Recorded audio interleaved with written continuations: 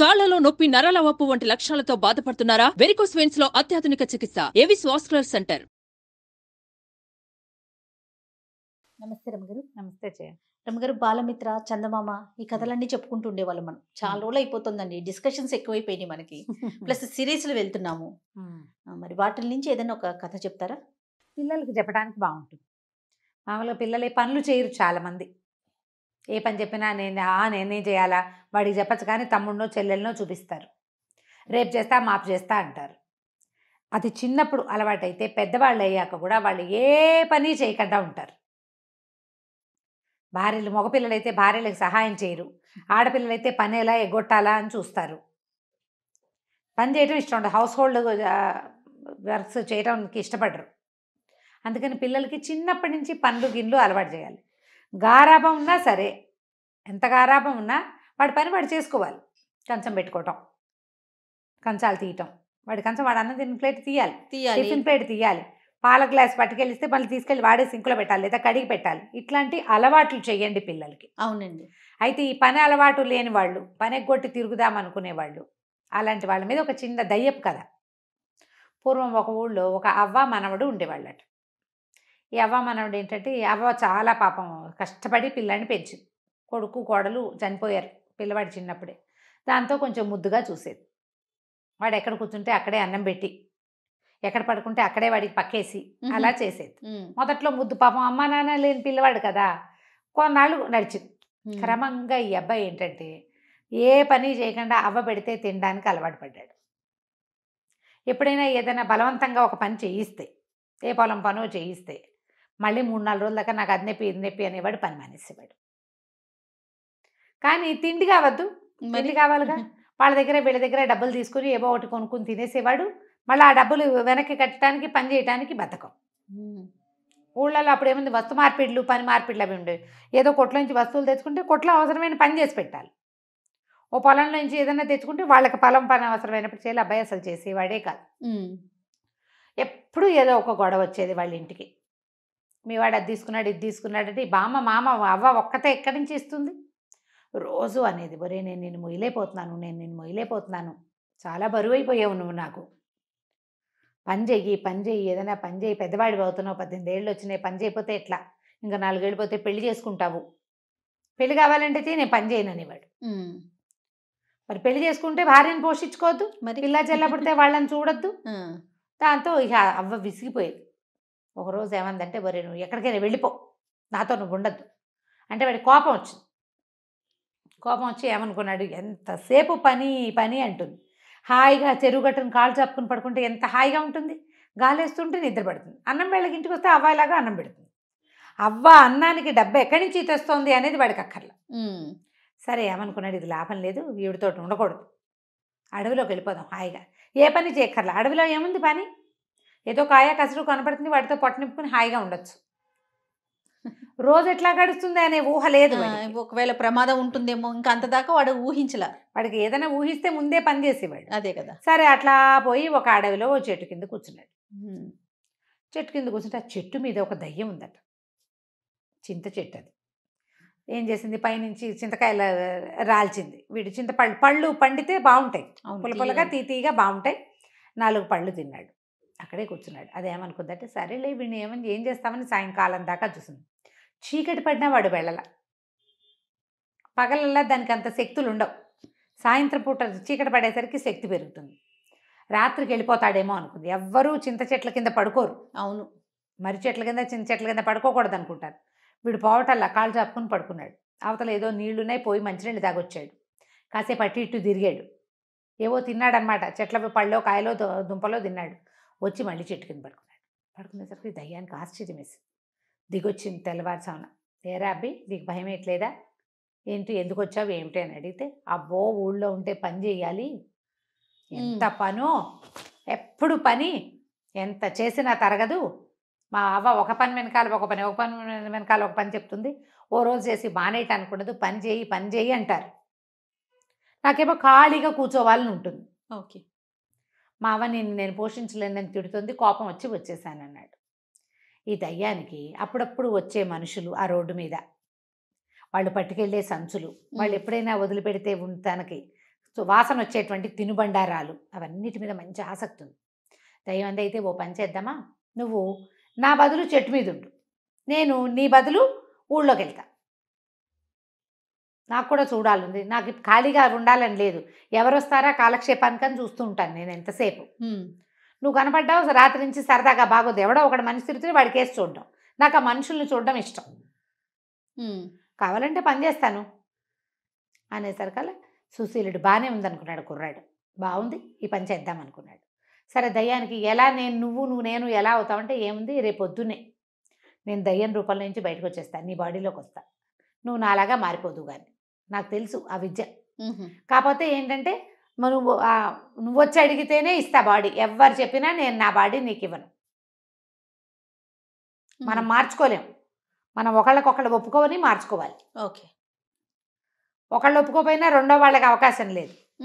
అంటే వీడేమనుకున్నాడు, ఏముంది మనకి చెట్టు మీద ఉండొచ్చు హాయిగా, తిండక్కర్లా గిండక్కర్లా, ఇప్పుడు తిండెట్లా అన్న భయం వస్తుంది మనుషులైతే, నాకేం భయం, హాయిగా చెట్టు మీద పడి ఉంటామే కదా, పని పాటలకన్నా హాయిగా పడుకోవచ్చు కామీగా అనుకొని బాడీ మార్చుకోవడానికి ఒప్పుకున్నాడు కుర్రాడు దయ్యము ఇద్దరు కలిసి బాడీ ఎక్స్చేంజ్ చేసేసుకున్నారు. ఒకళ్ళు ఇటు అటు అటు ఇటు మారిపోయారు. దయ్యమేమో సుశీలు కుర్రాడుగా మారిపోయింది, ఆ సుశీలుడేమో దయ్యంగా మారిపోయాడు. పోయి చెట్టు ఎక్కి కూర్చో, అబ్బా ఎంత హాయిగా ఉంది, లైట్గా బట్టలు కూడా అక్కర్లేదు, ఏ చెట్టు మీద కావాలంటే ఆ చెట్టు మీద చేయమని వెళ్ళిపోవచ్చు, ఎక్కడ కావాలంటే అక్కడ పడుకోవచ్చు, పక్క వేసుకోవాలి కిక్కేసుకోవాలి, గోలు లేదు, అన్నం వండుకునే పని లేదు, తలకాయ దూకోవాలి, ఈ ఘోషలు లేవు, మురిగ్గా ఉన్నాం అనేది మా అమ్మ, స్నానం చేయమనేది, స్నానానికి కూడా బతకమే బడికి, హాయిగా ఉందని చింత చెట్టుకి తోక వెళ్ళాడేసుకుని కూర్చున్నాడు. ఓకే, ఈ కుర్రాడి వేషంలోకి వచ్చిన దయ్యము దానికి ఎంత ఎక్సైటింగ్గా ఉందో, నడుస్తుంటే మహా బాగుంది, అంతకుముందు గాలిలో తేలిపోకుంటూ ఉండేది, ఇప్పుడు చక్కగా స్థిరంగా నడుస్తుంది, వెళ్ళి చెరువు దగ్గర నిలబడి చూసుకుంది, అచ్చు ఇందాక వచ్చిన కుర్రాడి లాగానే ఉంది తను,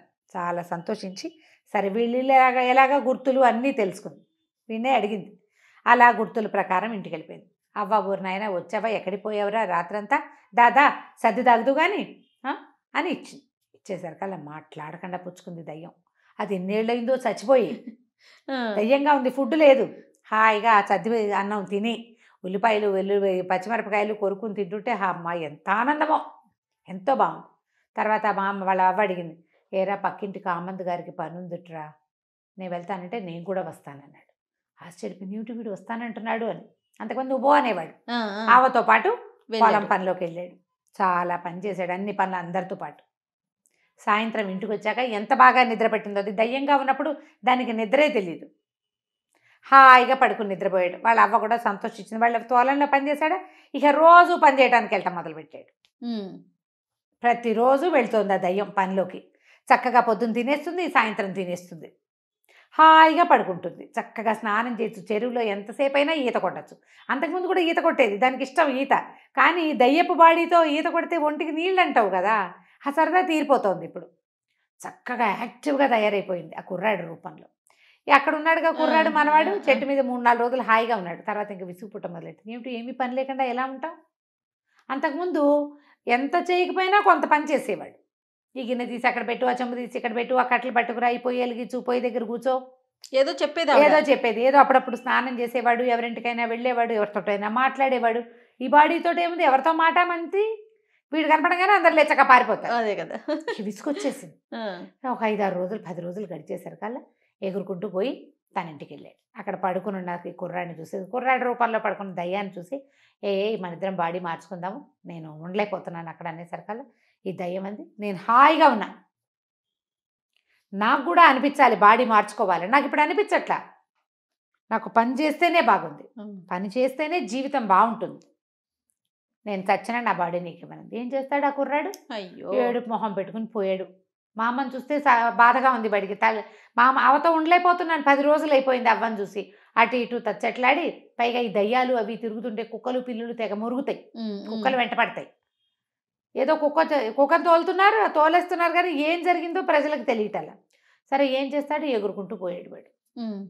ఈ లోపల ఇలా 10-15 రోజులు గడిచాక ఏమైంది, ఓ కామంద్ గారు ఒక ఆయన వచ్చి ఎవరిని అడిగాడు, నీ మనవడు ఏడి అని, ఇప్పుడే పొలం పనికి వెళ్ళాం వచ్చాం, ఇప్పుడే ఇదిగో మా మనవడు అని అనేసరికల్లా, ఏరా నువ్వు 10 రూపాయలు తీసుకున్నావు అప్పుడెప్పుడో, నా 10 రూపాయలు నాకు ఇవ్వు అన్నాడు. అనేసరికల్లా వీడికేం తెలుసు, దయ్యం కదా ఇది, నాకు తెలియదు అనబోయాడు. అనబోయేసరికల్లా వాళ్ళ అవ్వంది, బాబు నా దగ్గర కొడితే కూడా రూపాయి లేదు, 10 రోజుల నుంచి నా మనవడు నాతో పనిలోకి వస్తున్నాడు, సాయంత్రం అయ్యేసరికల్లా వాళ్ళు బియ్యం ఇస్తున్నారు, హాయిగా అన్నం వండుకుని తింటున్నాం.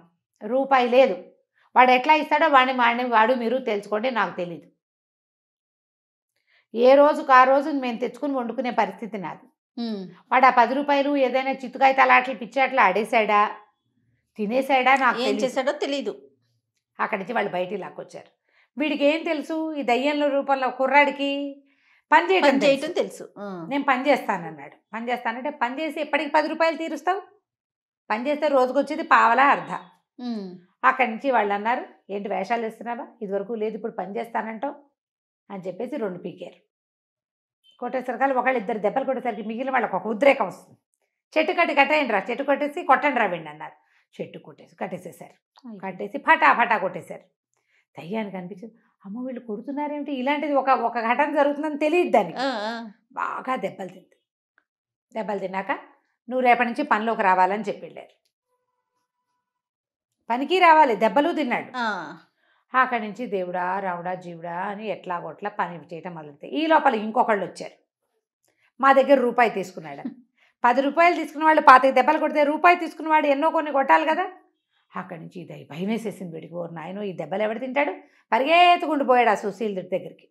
కుర్రాడు అక్కడ ఉన్నాడు కదా చెట్టు మీద. బాబు నీ బాడీతో నేను పడలేనురా, ఈ దెబ్బలు ఎవడు తింటాడు, ఎవడి దగ్గర నువ్వేమేమి బాకీలు చేసావో వాళ్ళంతా కొట్టడానికి వస్తున్నారు, ఇప్పుడు ఏమిటి పని చేయించుకుంటారు, కసి తీరడానికి కొడతారు.